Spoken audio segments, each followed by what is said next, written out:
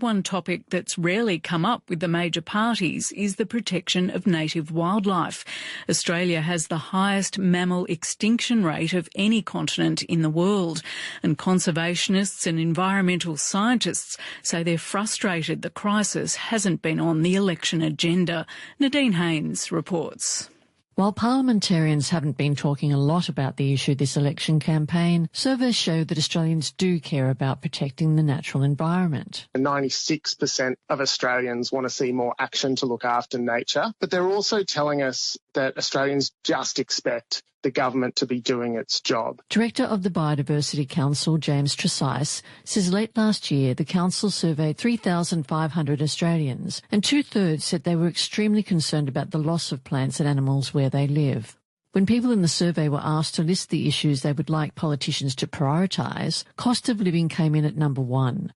But there were 4 others vying closely for second place. They were housing, healthcare, the economy and the environment. The Australian government's independent report found that Australia's environment is in a poor and deteriorating state. We've got more than 2,200 species and ecosystems on our threatened species list. We've got 17 ecosystems that have been formally identified on the brink of collapse. James Tresice says the government has not lived up to its promises from the 2022 election campaign, and he's disappointed it hasn't been more of a prominent issue in this campaign. The Albanese government came to power promising to reform our national environmental laws, and where we ended up was with no reform taking us forward and actually a further weakening of what are inadequate environmental laws just before the election was called. So we've actually gone backwards, and so the government has not delivered its promises, and that's a real shame because there is a real opportunity here to strengthen our nature laws for the country. He also thinks that conservation is chronically underfunded. The federal government has tried to use cups of water to pull out a blazing fire. We see less than 6 cents out of every $100 of taxpayers' money go to on-ground conservation programs. And so one of the key reasons that we are in this extinction crisis, in this biodiversity crisis, is because the federal government doesn't step up, doesn't invest the money that is needed to protect and restore the iconic species that Australians love.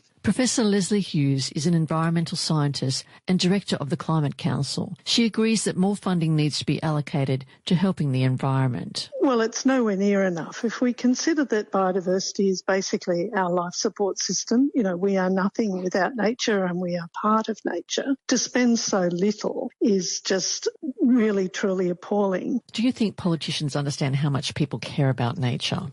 Well, no, I don't think they do, because if they did, nature would have been a bit more of a topic in the pre-election period, and clearly it hasn't been. There seems to be an increasing amount of animals that are becoming extinct. Well, yes, we've got the highest rate of mammal loss, for example, of any continent in the world. So since European colonisation, at least 50 animals and 50 plant species have gone extinct, and there are many, many more at risk of extinction. Then there are those that are on the threatened species list and on the brink of extinction, including the koala, the Tasmanian devil and the northern hairy-nosed wombat. There are also species we take for granted, such as parrots, cockatoos, finches, quolls, gliders, wallabies, frogs, snakes and fish. With such urgency, it's perhaps surprising that it isn't a bigger election issue. Tony Barry from political polling and research organisation Redbridge Group says right now voters are fixated on one thing, and it's not the environment. The cost of living crisis is bigger. So in all recent research, cost of living is the number one issue for around 75% of Australians right now. Cost of living is so pervasive that people cannot think beyond the next month and sometimes the next week.